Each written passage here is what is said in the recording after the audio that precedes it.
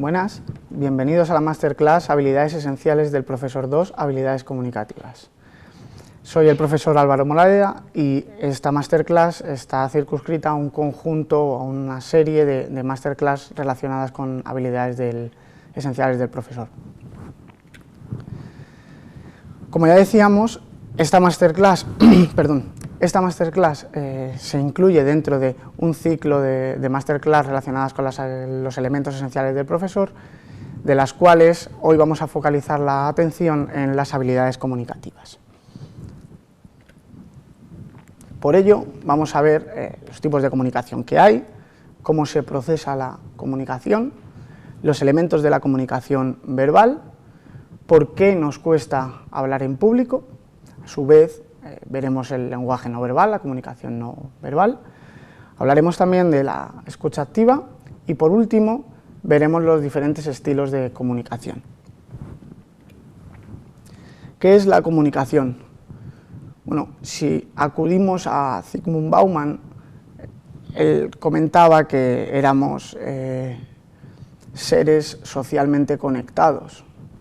Y esto ¿a dónde me lleva esa conexión? Bueno, pues el motor de esa conexión es la comunicación. Para poder ser social tengo que ser comunicativo. ¿Y la comunicación cuál es? Perdón, ¿la comunicación qué es? La comunicación es la forma de relacionarse, es cómo transferimos información de una persona a otra. En cuanto a esa comunicación, puede ser de diversos tipos. Si acudimos a la estructura, podemos encontrar una comunicación formal y una comunicación informal. Si avanzamos hacia el receptor, podemos hablar hacia una persona, hacia un receptor individual o hacia un grupo, hacia la colectividad. Si hay obligatoriedad en el proceso de comunicación, estaremos hablando de una comunicación imperativa. La típica comunicación que puede tener un jefe con un empleado o un padre con un hijo. En cambio, si no hay obligatoriedad, no deja de ser meramente informativo. Los principales canales de comunicación son los orales y escritos.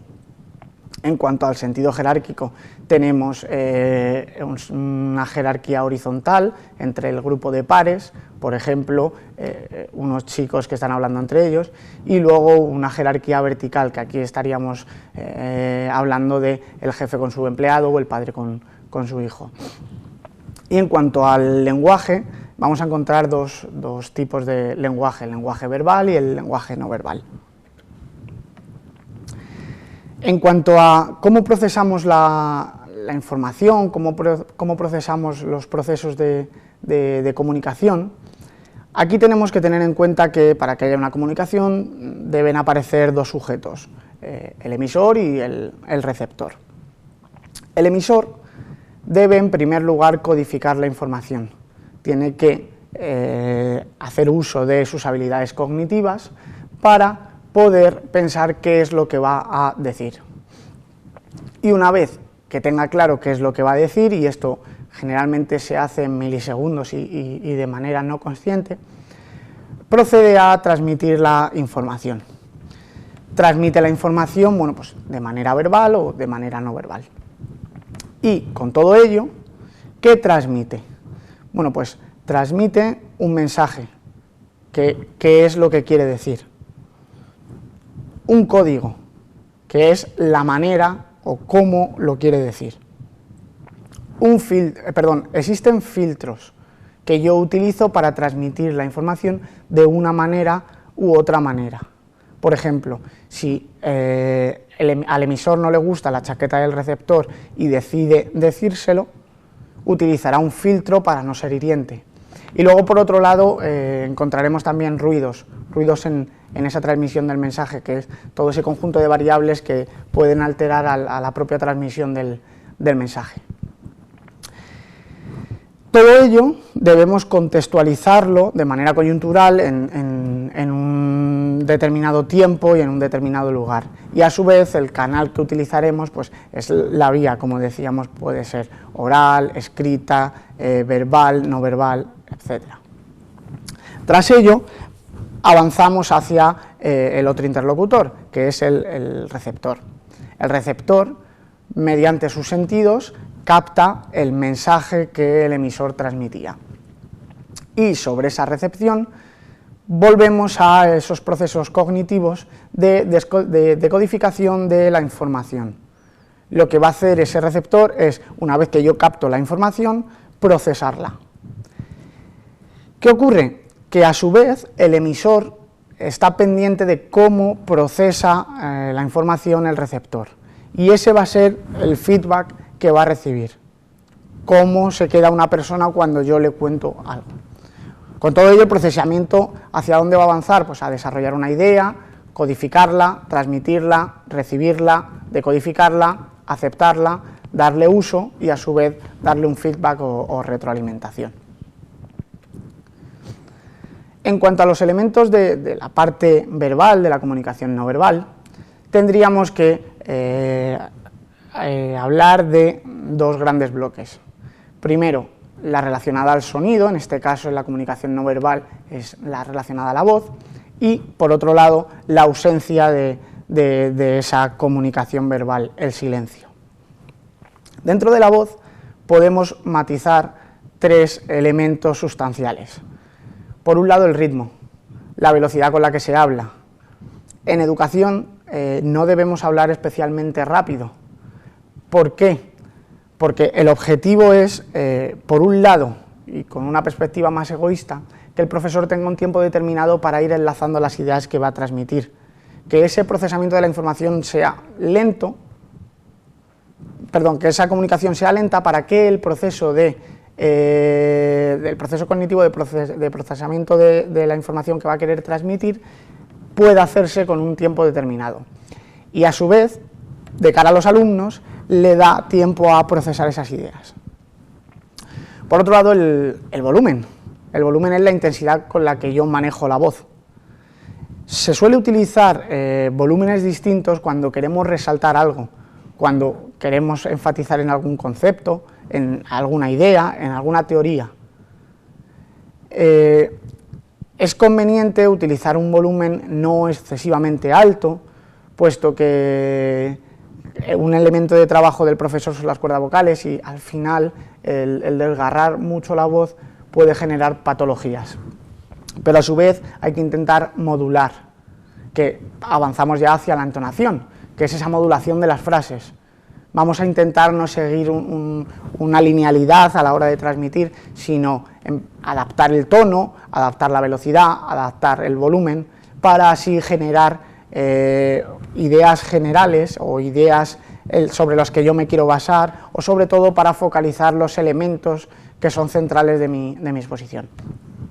Y luego, por otro lado, avanzaríamos a ese silencio, a la ausencia de la comunicación verbal. Es fundamental el que existan los silencios y, sobre todo, el poder gestionar la duración de esos silencios. Esos silencios que van a generar, por un lado, al oyente una sensación de calma, de que tiene tiempo para poder escuchar. Pero hay que tener cuidado, porque esa sensación de calma se torna incertidumbre cuando el silencio es demasiado largo. Entonces tenemos que gestionar esos periodos de voz y de silencio. ¿Qué permite al interlocutor? Le permite organizar todas las ideas que va a transmitir, generar preguntas, argumentos, etc. Y al receptor, ¿qué le va a permitir? Bueno, pues poder reflexionar e interiorizar las ideas que se transmiten. ¿Por qué nos cuesta hablar? Generalmente nos cuesta hablar por el hecho de que tenemos miedo a errar, tenemos miedo a decir algo que no es lo más apropiado, a decir algo que quizás no se ajuste tanto a cómo lo quiero decir. ¿Esto qué ocurre? ¿Qué conlleva? Bueno, pues conlleva una somatización. Al final, ese nerviosismo, esa incertidumbre, a mí me genera aspectos somáticos del tipo de que se seca la boca, que uno está nervioso, que le tiembla el pulso, y al final es algo que no deja de ser perjudicial en la transmisión del mensaje. Por otro lado, a quien no le cuesta hablar en público, habla con tranquilidad, no le preocupa en exceso la gente, trata de amenizarlo, trata de utilizar alguna forma de canalizar el mensaje hacia esa ludificación. Trata de buscar un contacto con el receptor y que se le entienda, y sobre todo quiere seguir diciendo muchas cosas. Y al principio decíamos que bueno, nos da miedo decir tonterías, pero a quien habla bien en público no le da tanto miedo el decir tonterías, porque es algo que inevitablemente a todos nos pasa. ¿Cuál es el truco? ¿Cuál es la esencia para poder hablar bien en público? Practicar, practicar y practicar. Es la única forma de ser un buen comunicador, pese a que podemos partir de ese talento, es el hecho de practicar, a su vez ver vídeos, ver comunicaciones, escuchar a grandes comunicadores, pero sobre todo el tratar de grabarse uno en vídeo, de medir el tiempo, de ver cuál es el feedback que nos da la gente. Es muy importante el tratar de hacer un ensayo para que una presentación salga bien. ¿Qué podemos hacer para intentar amenizar un speech, una charla, una ponencia? Bueno, por un lado, vamos a intentar de clarificar todos los puntos que se van a abordar en esa ponencia, vamos a enumerarlos. Vamos a intentar activar al alumno, o al oyente en este caso, vamos a desafiarle, vamos a hacerle preguntas. Nuestras ideas vamos a virtualizarlas en una imagen, vamos a hacer un desglose. Hoy vamos a ver X, vamos a ver X, Y y Z, y por último vamos a terminar con... Hay que tratar de, como os decía, hacer partícipe al receptor. ¿Cómo se va a hacer partícipe al receptor? Bueno, primero captando su atención, después desafiándole. Por otro lado, vamos a buscar que ese sujeto participe. ¿Y cómo va a participar? Haciéndole preguntas. Vamos a buscar además generar un clima de tranquilidad y sobre todo de cierta empatía. Vamos a buscar esa personalización. Utilizaremos, como decíamos, imágenes, objetos. Intentaremos no estar muy en estático, siempre que la situación lo permita, no es este el caso. Vamos a buscar el generar un canal de comunicación y sobre todo una forma de comunicar, que sea común y entendible para tanto emisor como receptor. Y vamos a intentar hablar en positivo y no generar o evitar realizar expresiones negativas. A su vez, si avanzamos hacia la parte no verbal, tenemos que ser conscientes de que gran parte de lo que nosotros contamos, no lo contamos de manera verbal, lo cuenta nuestro cuerpo, lo cuenta nuestra comunicación o lenguaje no verbal. Para ello, tenemos que ser conscientes de que hay tres elementos cardinales dentro de la comunicación y en concreto del lenguaje no verbal. Podemos hablar de la parte kinésica, que es cómo un sujeto comprende sus movimientos corporales, cómo orienta el cuerpo, la postura, utiliza gestos, mueve caras, arquea las cejas, mira de un lado a otro. Esa parte kinésica es fundamental. Cómo yo utilizo mi cuerpo para potenciar o dar un matiz en un determinado mensaje. Por otro lado está la parte proxémica. La parte proxémica es la distancia que hay entre unos sujetos cuando están realizándose procesos comunicativos. Cuando nosotros hablamos con una persona y esa persona se acerca mucho, en cierta medida parece que nos violenta. Nos violenta porque nosotros estamos acostumbrados a tener un cierto espacio. Pero si, por ejemplo, yo estoy hablando con un alumno, con un niño de 5 años y quiero tener una cercanía, bueno, pues quizá ponerme en cuclillas y más cerca le va a generar a él un vínculo. Y luego, por otro lado, es la aditiva. que es todo ese conjunto de factores, de variables que pueden estar o están relacionados a esa comunicación no verbal, pero que no es ni la kinesia ni la proxemia, es decir, cómo viste una persona, qué olores lleva, qué peinado, todo lo que está relacionado con su aspecto, no dejan de ser factores aditivos a esa comunicación no verbal. Si os fijáis, Mill y Harry hablaban de que la comunicación corporal es un 55% de lo que un sujeto comunica. El tono de voz, esa modulación, esa intensidad, ese silencio, un 38%. Y las palabras, es decir, el contenido puro, no calaba más de un 7%, para que veáis hasta qué punto es importante. Es importante la comunicación no verbal y, bueno, pues generalmente las mujeres suelen tener niveles superiores en la percepción de la comunicación no verbal, incluso tienen niveles superiores en la percepción emocional. Ahí podemos ver una viñeta cómica. Hablaba de que el ser humano es un animal que se comunica constantemente y que de vez en cuando habla.